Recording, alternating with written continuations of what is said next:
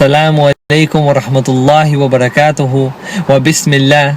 قال النبي صلى الله عليه وسلم طوبى لمن وجد في صحيفته استغفارا كثيرا.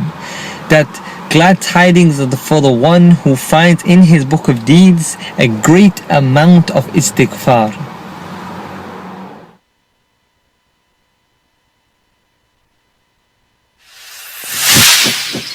Bismillah. Broadcasting 24 hours a day, 365 days a year. This is Salam Radio. Yes, indeed, this is Salam Radio at just after 5 p.m. on Thursday, the 2nd of January, 2020. So a happy new year to you. Welcome to Community Matters, the radio show for all communities across Peterborough and beyond, with me, Adrian Holdstock. Community Matters asks questions that matter to our community. Coming up on the show tonight, we're going to talk about studying to university level and also about insects. So my first guest is from the UCP, University Centre Peterborough, and he is Radford Hudson. Radford, welcome. Happy New Year to you. Happy New Year to you. So what's your involvement with UCP? So my job role was actually in charge of marketing and events at the University Centre Peterborough. So it's quite a diverse role. So obviously coming in to speak to people like you, but I speak to students, I organise different events, things like open days, graduations, even things like taster sessions, encouraging students to come into the university itself. And what is UCP? Because I gather it's a bit different from other UK-based universities. That's right, yeah. So University Centre Peterborough, or UCP, it was established just over 10 years ago. So we've got a nice modern campus, which is on the same grounds as the regional college, but it's only our university students that study there. So it's a very modern, relaxed environment. But basically, we've got about 30 different degrees that people can study with us, a whole range of different areas. But all of the degrees that people study with us, they actually get an Anglia Ruskin University degree after they've completed, but they get all the benefits of studying in Peterborough. So we are very different to other universities. And the main difference is the fact that we're a lot smaller. Okay. Where some universities can have tens of thousands of students, we've got about 600 to 700 students. So the learning environment is going to be very, very different somewhere like that. So is that smaller class sizes? Absolutely, yeah. So on average, I'd say about a class size is 15 to 20 students. And it does depend on the kind of course you're studying, because some are more popular than others. But the beauty of somewhere smaller, it enables students to get more feedback from the lecturers. They can ask questions. Where if you're in a big lecture with 100 or so more students, you're not going to get that kind of interaction. Sure. And that big number must be quite intimidating for students to think, can I expose my ignorance by asking a question in front of 100 or 200 more people? Absolutely, yeah. And I think some people don't always realise the differences from, saying, being at school or sixth form or college to going to university, of what it can be like. You might have seen something in the movies where they have a big lecture hall, and people might get that kind of experience. But people have always been in the classroom environment, and they think you're just going to learn and study like that.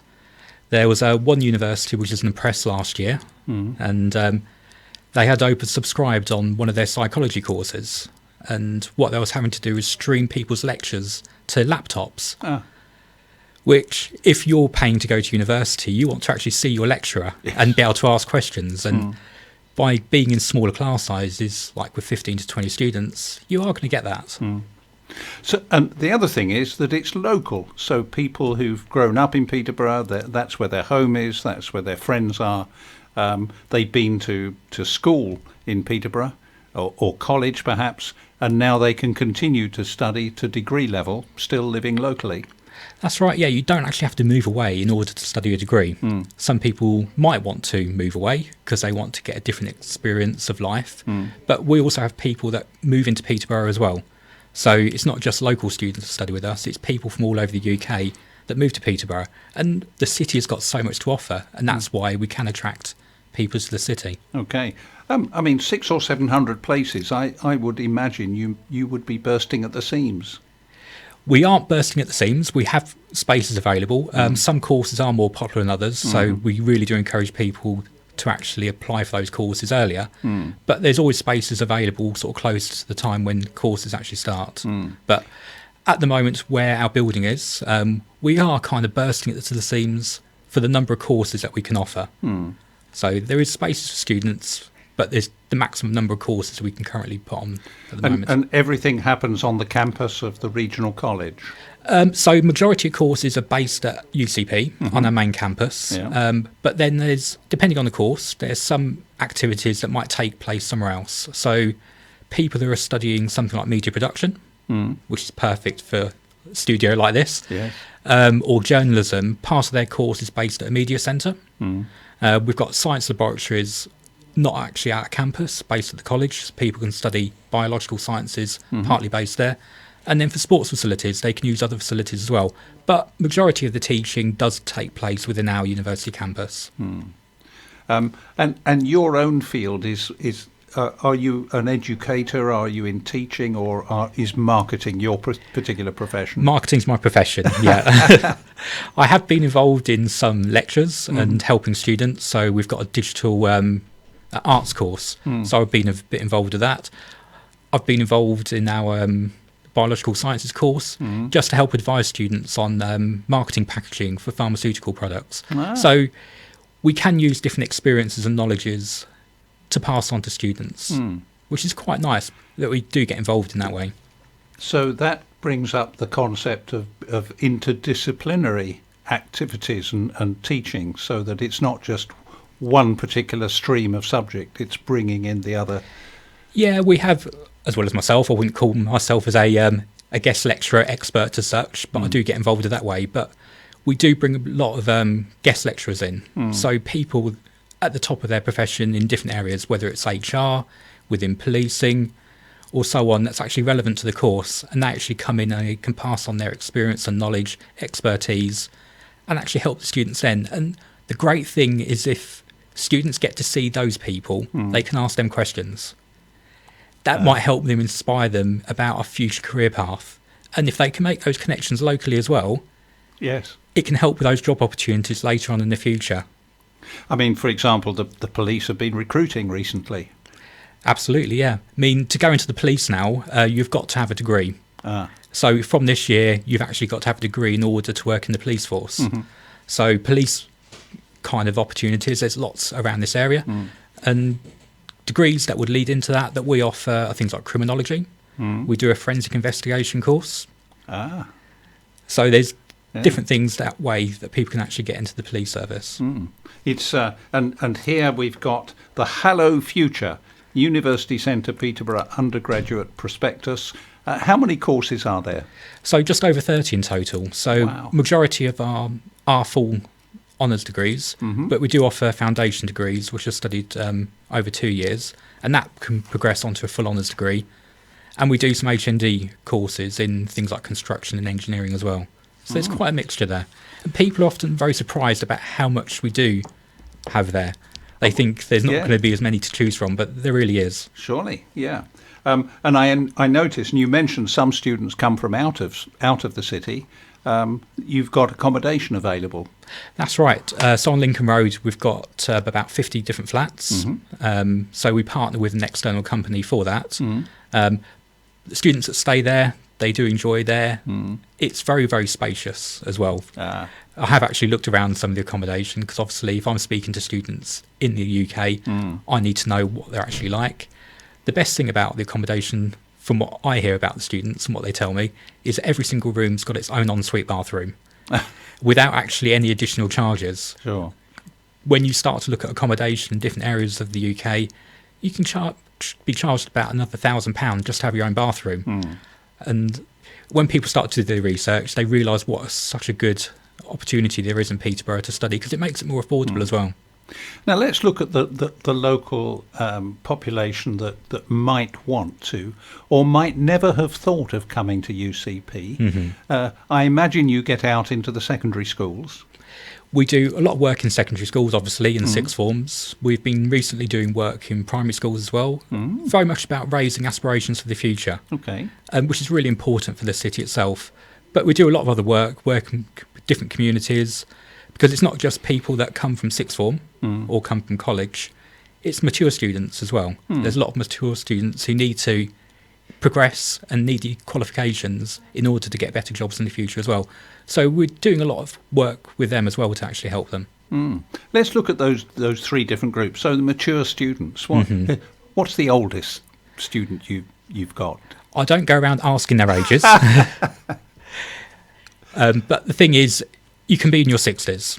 Right. And you're not too old to learn there. I already know of some students that have made applications to us in their 60s for different courses, and they can't wait to start in this September. And that could even be to a degree level?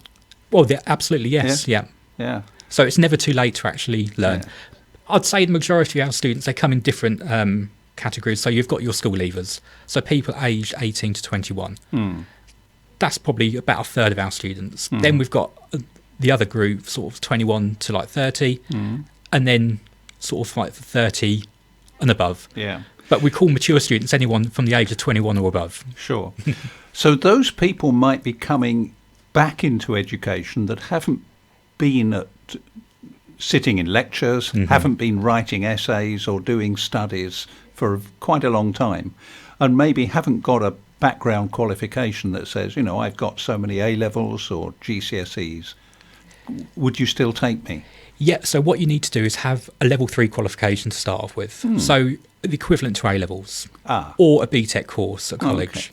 Okay. One thing that we do, we work with different colleges such as Peterborough Regional College, Cambridge Regional College, New College Stanford, Boston College, where they run things like access courses. So their course is called Access to Higher Education, and that's the equivalent to A-levels. But what it is, it's a one-year course which prepares people to go to university. So some people might already have qualifications in order to get to university if they're a mature student, but the access course can actually help prepare them to come to university and get you back into studying as well. So even if somebody was to think, well, there's no point me trying to find out anything more or applying for a course, even though I'm really interested in this topic, because I don't have any qualifications. From what you're saying, they could still make an inquiry. Absolutely. And if it turned out that they needed to do an access course, could they do it with you or would they do it with the college? They do it with the college, absolutely, yeah. But what we can do, we can actually help advise people about what they want to do. So if people want to do or take the path to go to a certain career, we would advise them this course would be best for them, and then advise them what qualifications they would need to have to do that. If they've already got the qualifications, they could obviously start the course. Right. If they need to do something, we can help advise them with that. And we run a lot of open days and different events where we can actually help advise people as well. So people never should feel scared or worried about coming to speak to us, because we're actually there to help you. Sure. And we're not going to judge anyone for not having qualifications, but we can help advise what they need to do. Right. So what if I was to say, I don't know whether I could put up with studying. Can I try it for a term? If you sign up for a course, you're kind of signing up for the 3 years in order to do a full-time course. Yeah. If you don't know if you're up for the studying, what we could potentially do is advise you maybe to study part-time. Okay. So one thing which is very different to us compared to other universities, another place to study, is all of our courses, they're studied as 2 full days a week. So this helps you fit things in during your daytime commitments, whether you've got a family or work or whatever. If you're studying part-time, it's about 1.5 days a week. But then you've got less other additional study to do alongside your course because you're studying a few less modules each year. But it means instead of it being 3 years, it's over 4 years. Okay. But it can help you fit it in, especially if you're unsure about whether you can get into studying to start with. So there's a real flexibility there. Really, yeah, there is, yeah. Now let's come to the secondary school age, because that's, you said about a third of your students have come through that sort of route.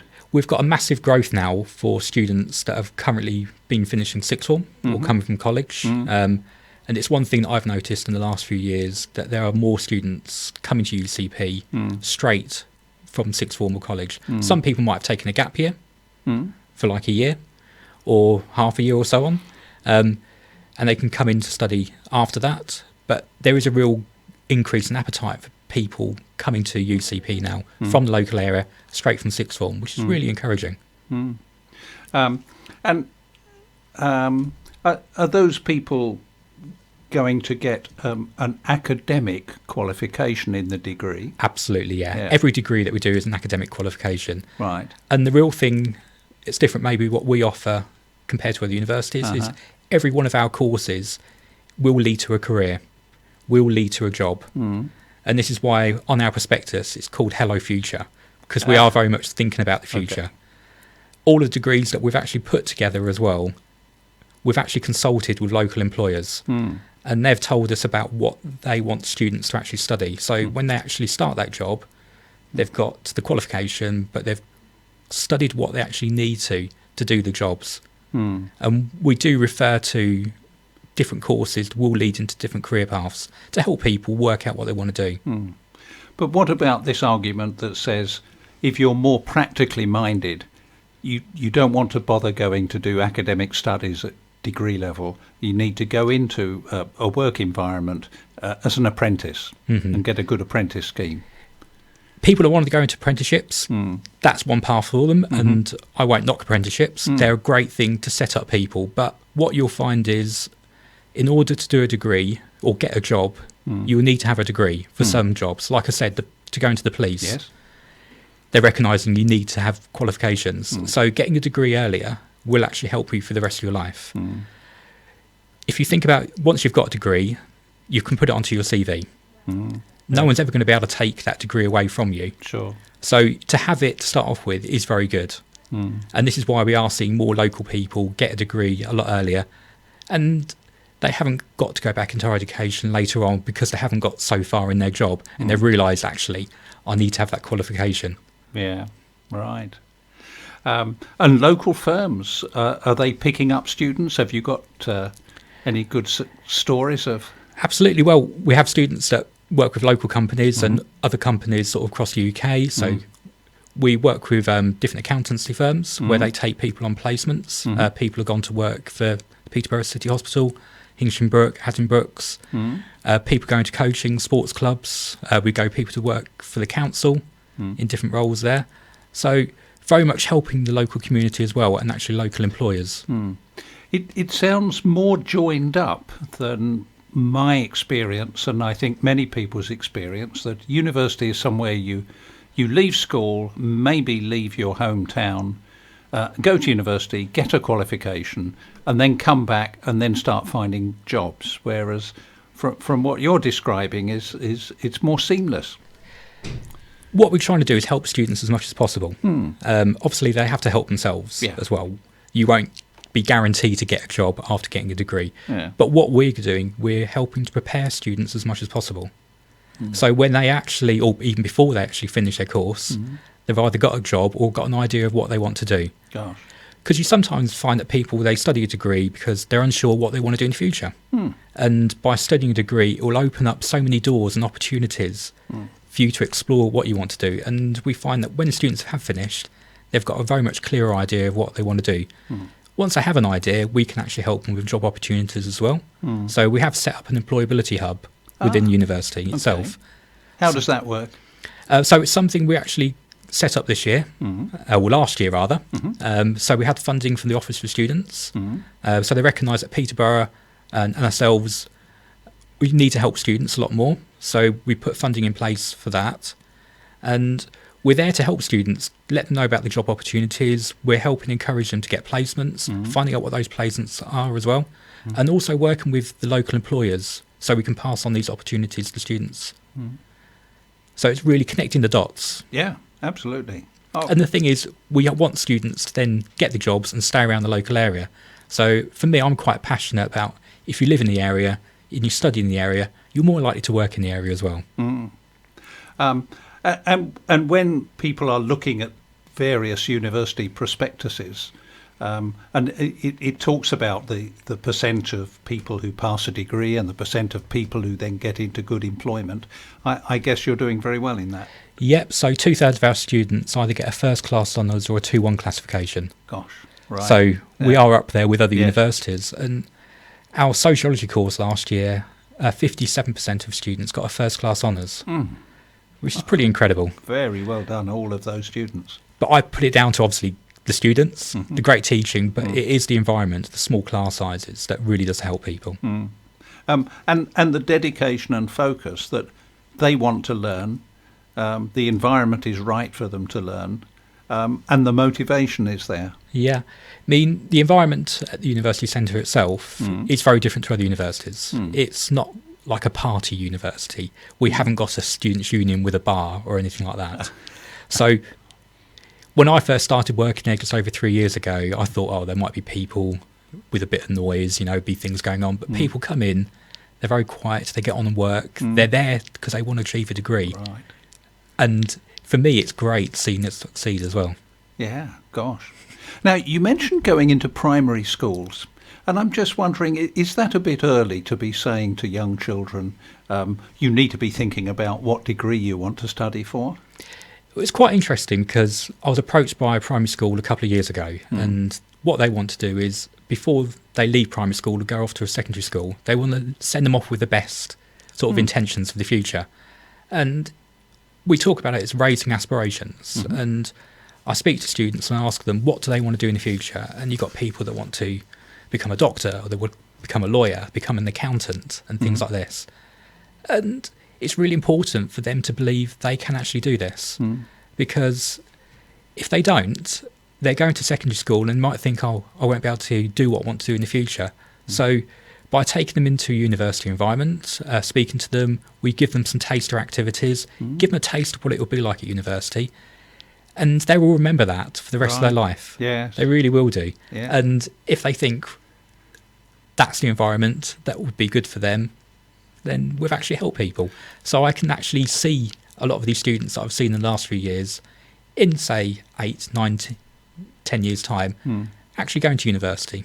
Gosh. So it's not so strange and unbelievable for them to imagine, yes, I could also go to university. No. Yeah.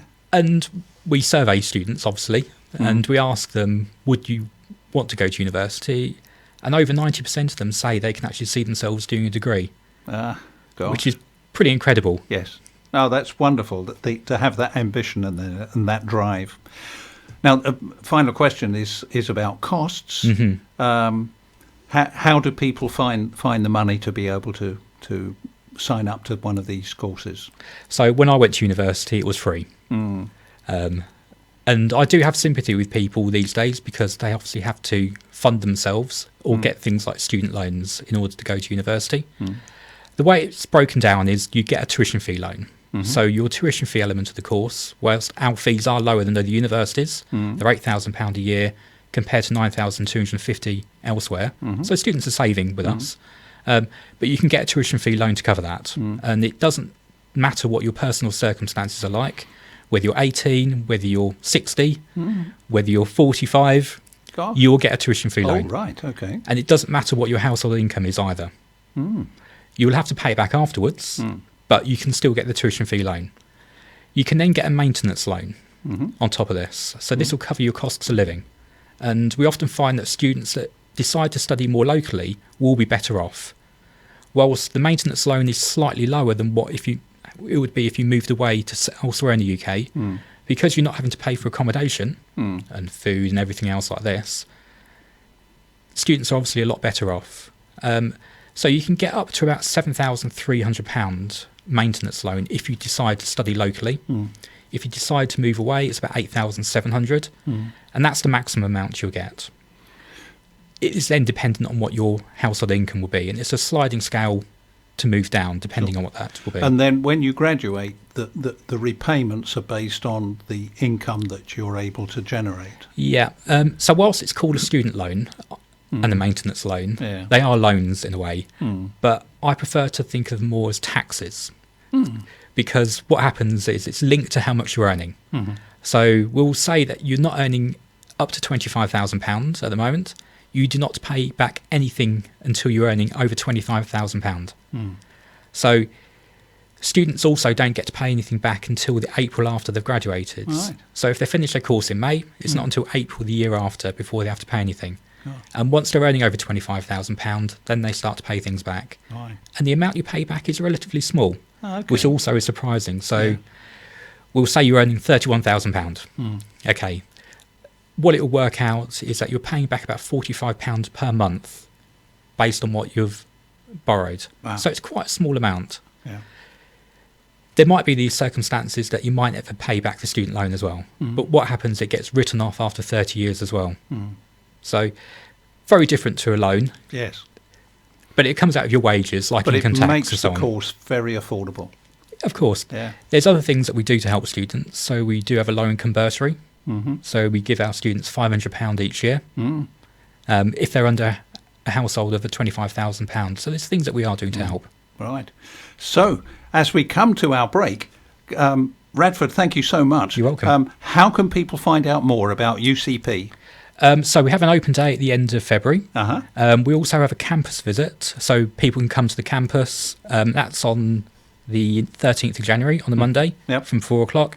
But also just go onto our website, so it's ucp.ac.uk. Wonderful. And we'll put a link to all of that on our Salam Radio social media. Much appreciated. Thank you very much for joining us this evening. It's a pleasure. Thank you. Okay.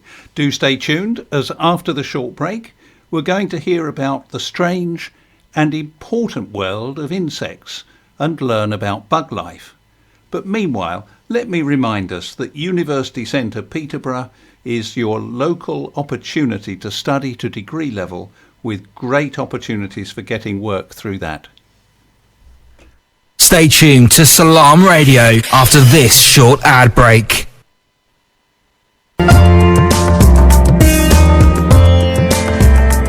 Where can you get high quality and low prices? Amar Food Store and Halal Meat in Lincoln Road, Triangle is the place to go. Pay us a visit and take advantage of our special offers and great range of products on groceries, vegetables, fruits and halal meat. Also send money to Pakistan absolutely free. We have all top brands at special offers, offer free customer parking and provide a free local delivery service. Amar Food Store and Halal Meat, 613B Lincoln Road, Peterborough. Call us on 01733 687 374. High in quality, low in prices. There's a million choices available for dining out in Leeds. But if you want something special, there's only one name to remember. Mumtaz Leeds. Relax in our newly refurbished Riverside restaurant. Enjoy exquisite home cooking from our brand new menu. Upgrade to the Mumtaz Leeds experience. And the price? Well, we're better value than ever before. Mumtaz Leeds, Chadwick Street, Leeds, LS10 1PJ. Call 0113 242 4211. Free car parking available. कोई रत्तियां कमीज़ानी लमाना मारे मामा मिठियां में चीज़ानी। मेरा नाम मुकद्दस है और coat मेरा घर है और ये मेरे लिए किसी जन्नत से कम नहीं। हमारे भी कुछ ख्वाब हैं जिनकी ताबीर को हमें पाना है। आइए इन बच्चों के ताबनाक मुस्तकबिल के लिए अपना हिस्सा डालिए। अपनी ज़कात, सदकात, खैरात और इमदाद कोट को दीजिए। UK number 0300 123 774. Website court.org.uk. Almarad Tiles. With over 70 stores nationwide, we are now open in Peterborough. Up to 50% discount offers now on. Largest selection of tiles. Full bathroom suites from only £189. Paint, LED lighting, laminate flooring from only £7.99. Over 1,000 designs of wallpaper in stock. We have everything you need. Come and visit us at 193 Fengate, Peterborough, PE1 5BH, or call us on 01733 34 58 47. Almarad Tiles, now open.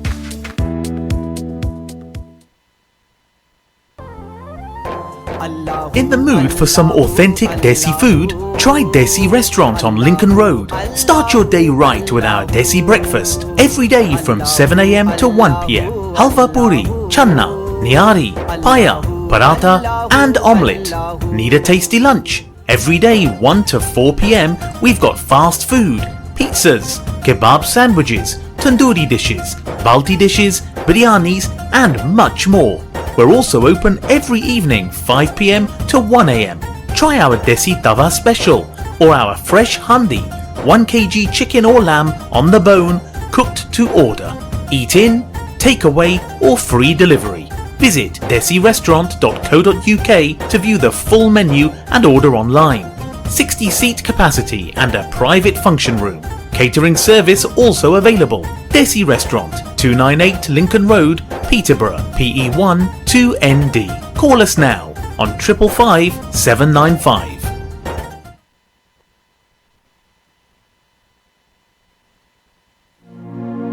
Broadcasting 24 hours a day, 365 days a year. This is Salam Radio. Yes, indeed, this is Adrian Holdstock presenting Community Matters on Salam Radio.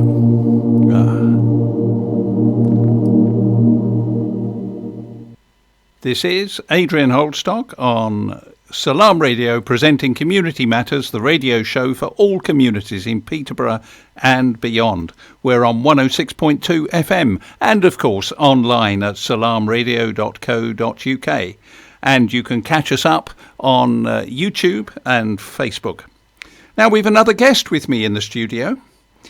Peterborough is host to the headquarters of a number of national charities. And this guest is a current vice president and one of the founders of a wonderfully named charity called Bug Life. He is Alan Stubbs. Alan, good evening. Welcome. Good evening. Hi. So, what is Bug Life and what is it about? Well, in the conservation movement, there were no specialists in invertebrates, that's insects and other creepy crawlers, apart from butterfly conservation, which looks after butterflies and moths. But there are about another 28,000 species of invertebrates that had no spokesman in Britain. Right. And for the most part, the conservation charities haven't got the expertise. And there's the Biodiversity Action Plan in the early 1990s, which was supposed to be a partnership between government and the voluntary charities in conservation, and it was quite apparent that we couldn't be in partnership unless there was an organisation that could look after all these invertebrates. Right. So, hence we set ourselves up essentially in the late 1990s, but the office officially opened in 2002. Gosh. So it actually sounds as if it's more significant than just a local charity for people who are interested in insects. Well, this is nationwide, Great Britain and Northern Ireland, and we have on occasion had projects abroad, including St Helena, where there are quite a number of threatened invertebrates, which are only found on St Helena. And we hope that our expertise, which we put on our website and such like, will be of help to those in other countries who are trying to manage land for invertebrates. Now, I suppose, I mean, you mentioned butterflies, and butterflies are so beautiful, and there's such an enormous range of butterflies.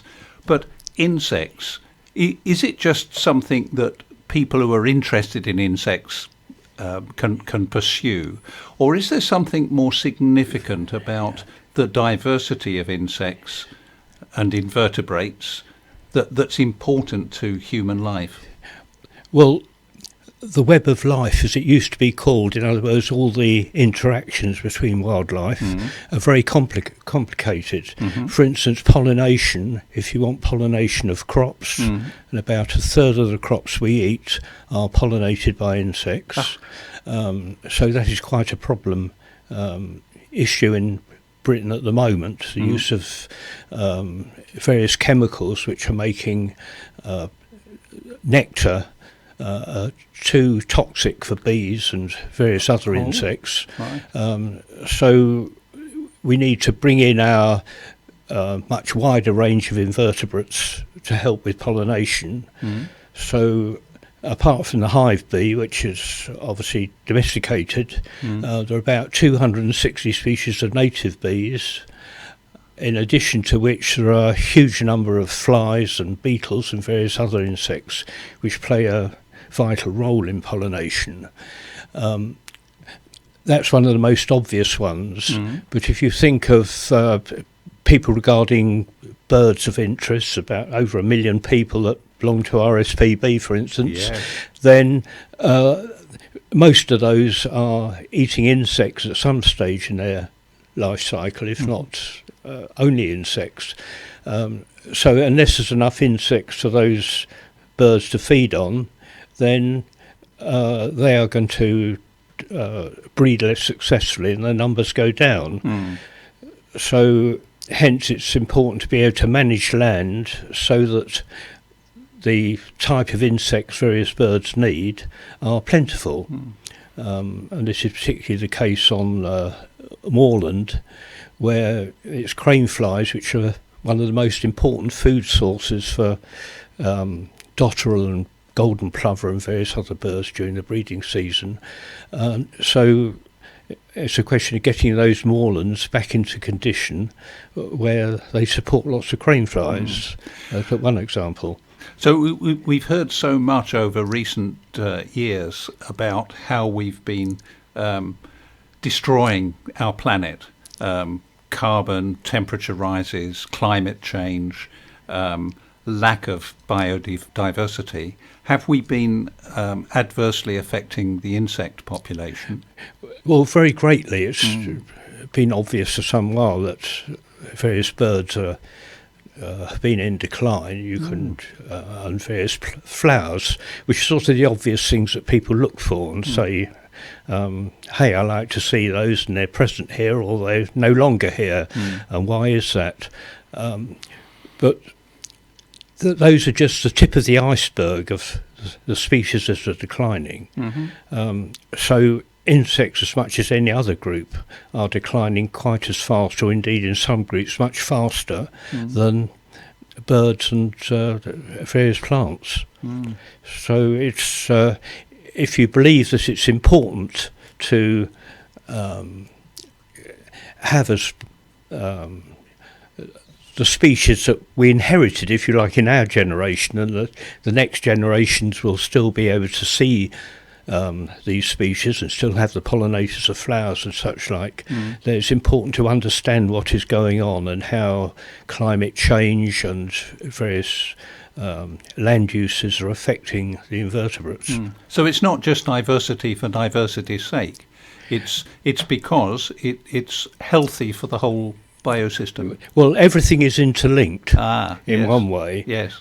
And it's because most insects are small, then for the most part people don't recognise what is happening.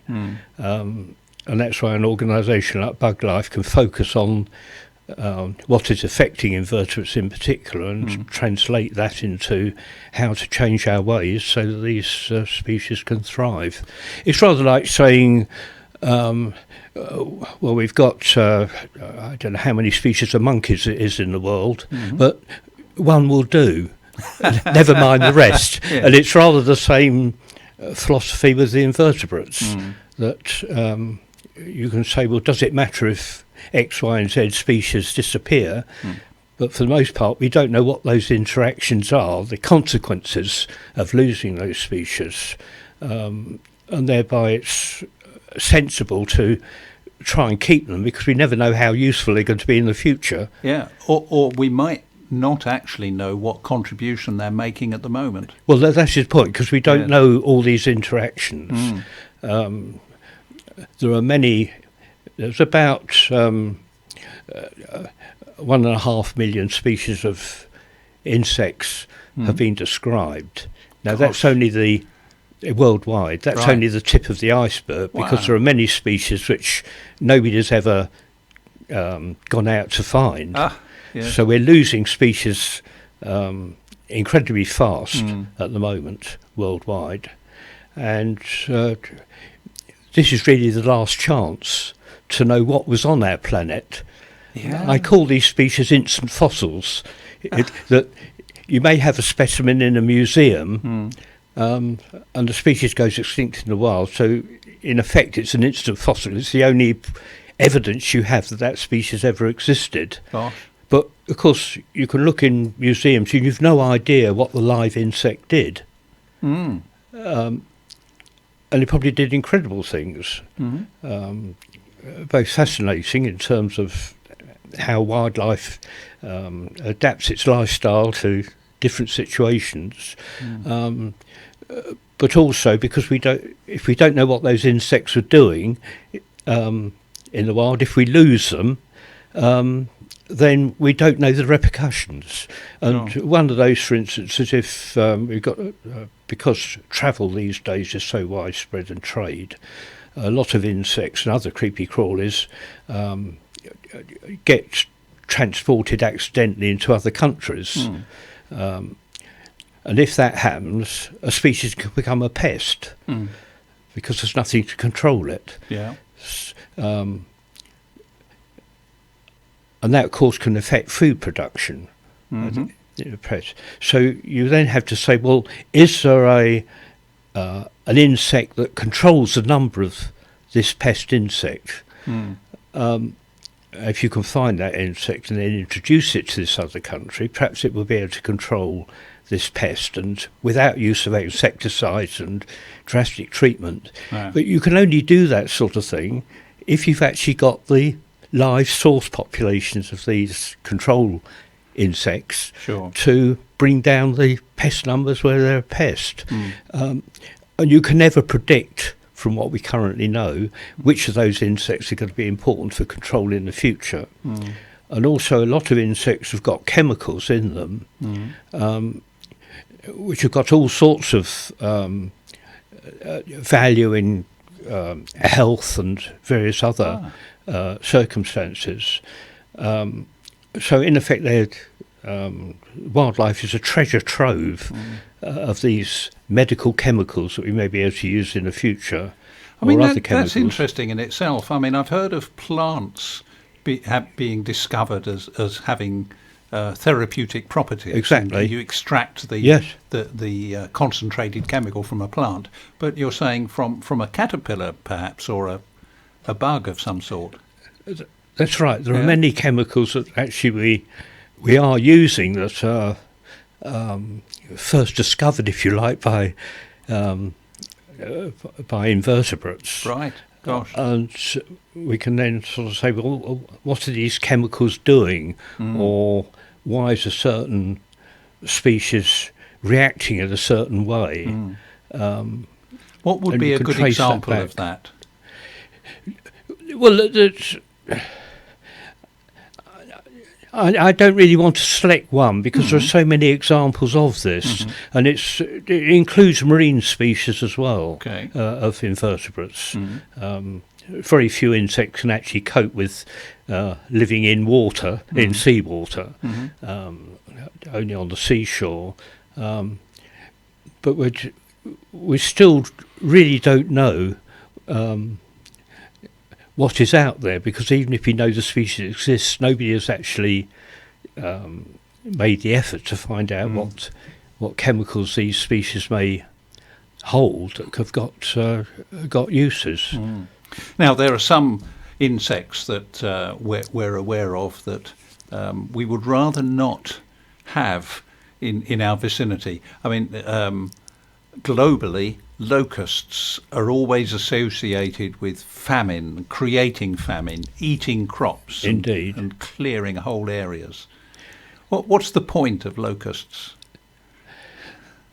Well, locusts in evolutionary terms have adapted to changing climatic conditions. They only swarm under certain circumstances.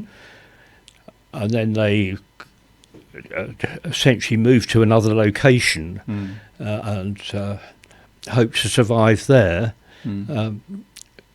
But it's all very touch and go as to whether locusts in any one year are going to thrive or not. But they are part of the ecology of the planet. it's part of the checks and balances. And yes, from our point of view, they overbalance and cause us a problem in the crop. But by the same token, the existence of that crop as a monoculture is itself artificial. That's not part of the natural ecosystem, the ecology of the planet. And that's often the case when we've got a pest, is because we have done something to provide the ideal conditions for a particular species, which then gets too numerous. And for the most part, the checks and balances work, but there are certain species which under particular conditions can just become overabundant, and locusts are just one of these species that happen to have that sort of way of life.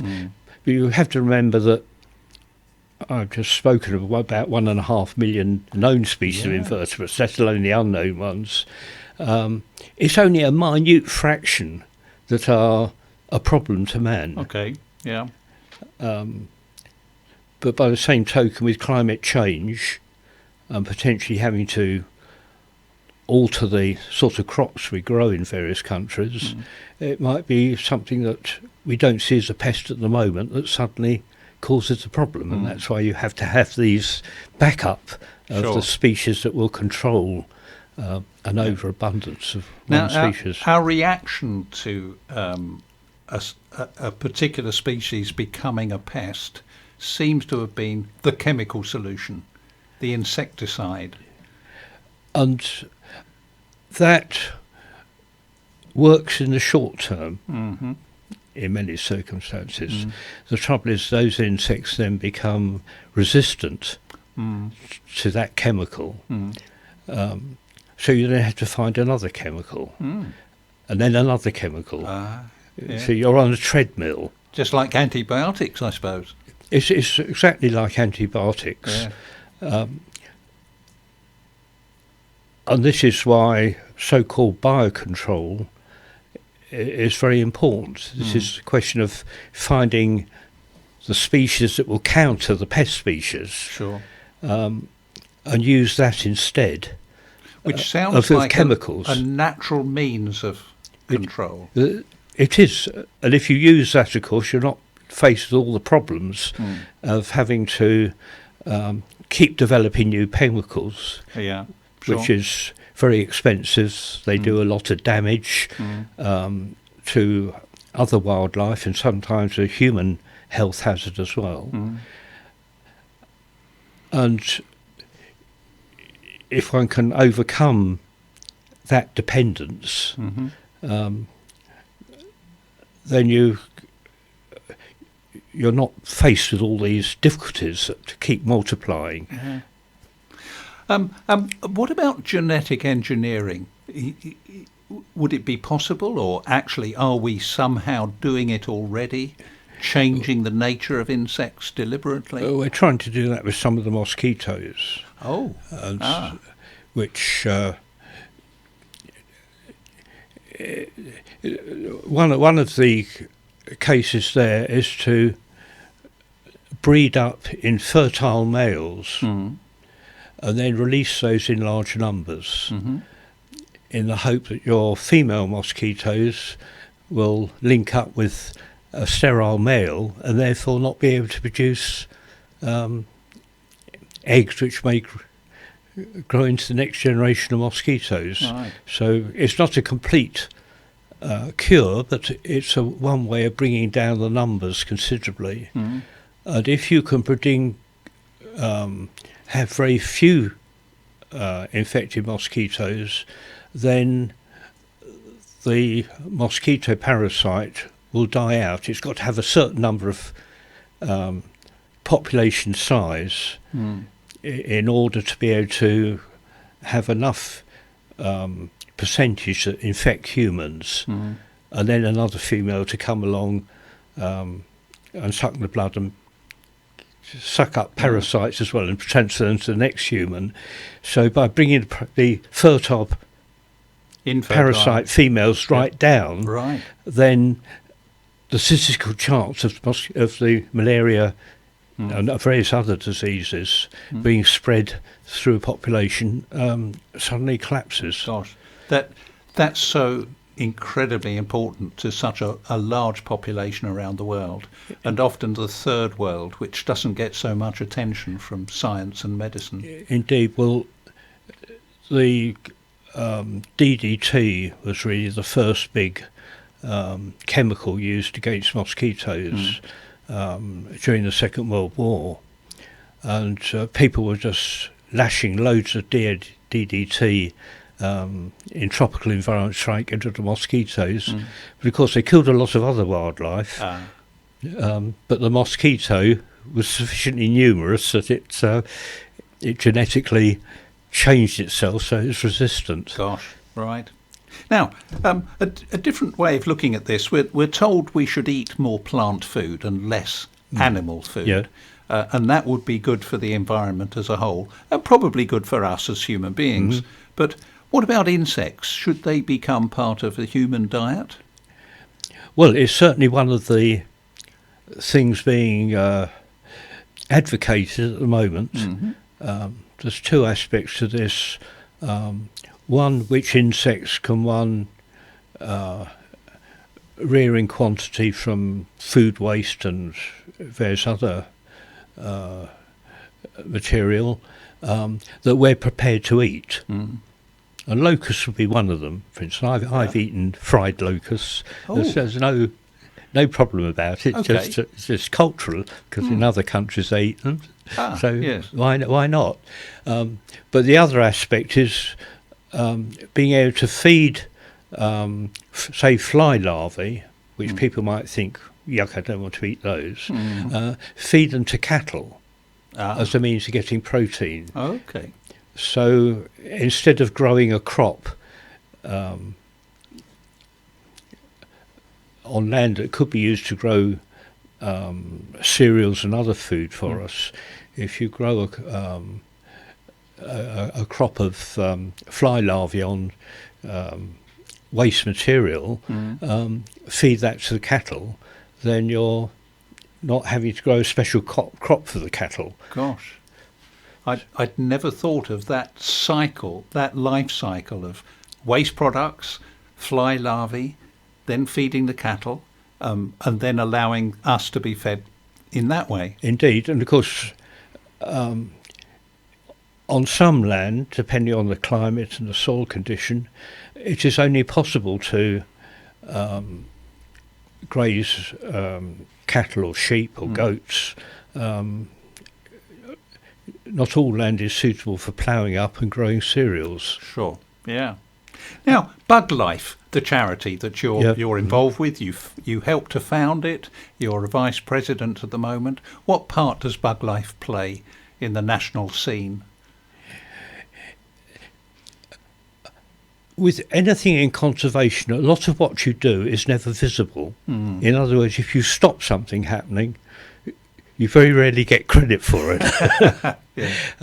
But on the positive side, there are a number of endangered species. In other words, they would become extinct in Britain if action wasn't taken.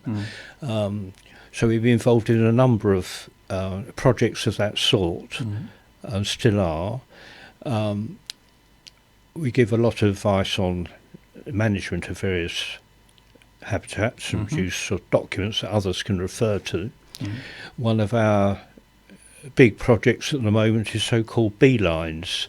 In other words, make motorways of flowers across the countryside so that bees and other pollinators are able to move out from those lines more widely in the countryside.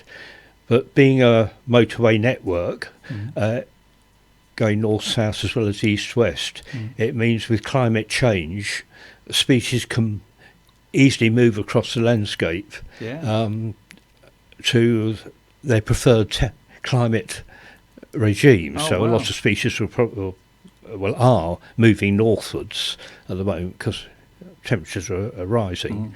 One of the problems with that, of course, is anything that lives at the tops of mountains, with rising temperatures, they've got nowhere to go. Because the tops of the mountains become too warm for them, or they're dependent on permanent snowfields, which are becoming increasingly scarce. But we're trying to ensure that the projects we have got the maximum direct and indirect benefit. And that is one that we're rather hopeful that the government is going to take on board with the do you find new the farm government subsidies regime, which will have to be devised. Is the government listening to your advice? They even gave us money to plan the next part of the network. So that's hopeful. To get money out of government these days is a very rare circumstance. So it implies that they're very interested in developing this. Absolutely. So in rather than giving subsidies willy-nilly to farmers across the countryside, at the moment it can often amount to just owning land and you get a subsidy, which is ridiculous. So the government wants benefit for the money put into farming, and pollinators is a clear winner. Well, thank you, government, but thank you especially Alan Stubbs of Bug Life for taking us into the world of insects and letting us know just how important they are. Have you got one moment? I'm afraid not. Okay. We've come to the end of the show. Salam, shalom, namaste, and the peace of God to you all. Good night. You're listening to Salam Radio, and it's now time for Isha Azan. This Azan is sponsored by UK Islamic Mission, serving humanity since 1962. Allahu Akbar, Allahu Akbar, Allahu Akbar,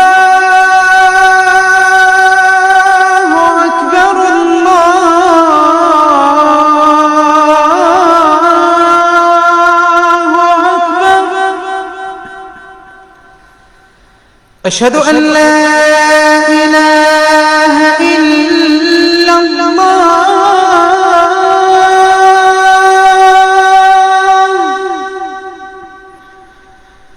أشهد أن لا إله إلا الله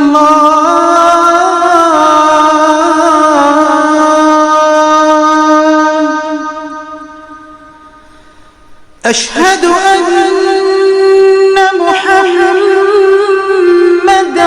رسول الله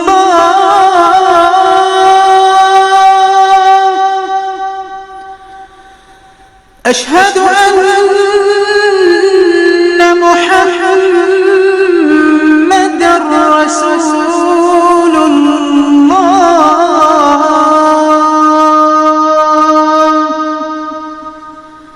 حي على الصلاة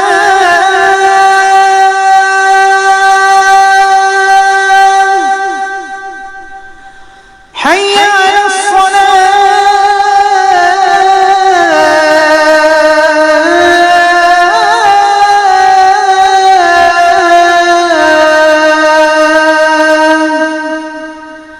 حي على الفلاح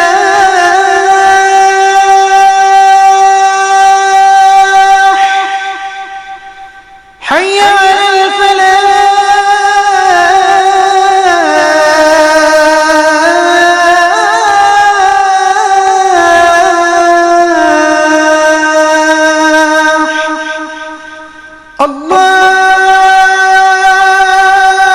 الله أكبر الله أكبر لا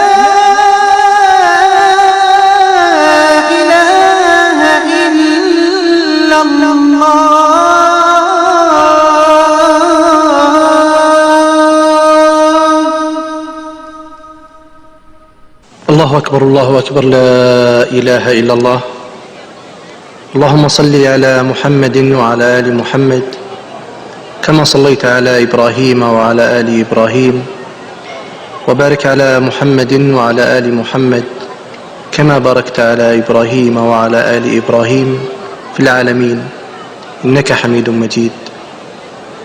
اللهم رب هذه الدعوة التامة والصلاة القائمة آت محمدا الوسيلة والفضيلة وابعثه مقاما محمودا الذي وعدته.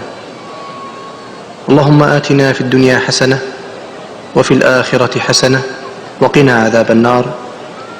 اللهم بك نحيا وبك نموت وإليك المصير. رضينا بالله ربا وبالإسلام دينا وبمحمد صلى الله. This Azan is sponsored by UK Islamic Mission, serving humanity since 1962.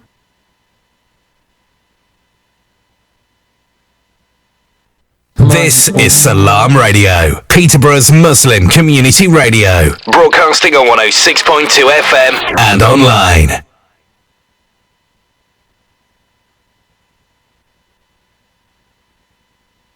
Visit our website salamradio.co.uk.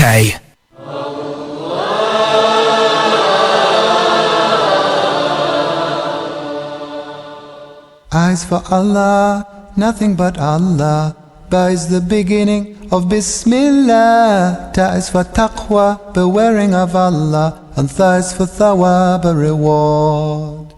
Ja is for Jannah, the garden of paradise. Ha is for Hajj, the blessed pilgrimage. Kha is for Khatem, the seal of the prophethood given to the Prophet Muhammad sallallahu alayhi wasallam. Da is for Deen, Al-Islam, religion with Allah since time began. That is for dhikr, remembering Allah, and rise for the month of Ramadan. Oh Ramadan. Za is for zakah, to cure our greed, when we give our money to those in need. Sa is for salamun alaykum, peace be with you, wa alaykum as-salam. Sha is for Shams, the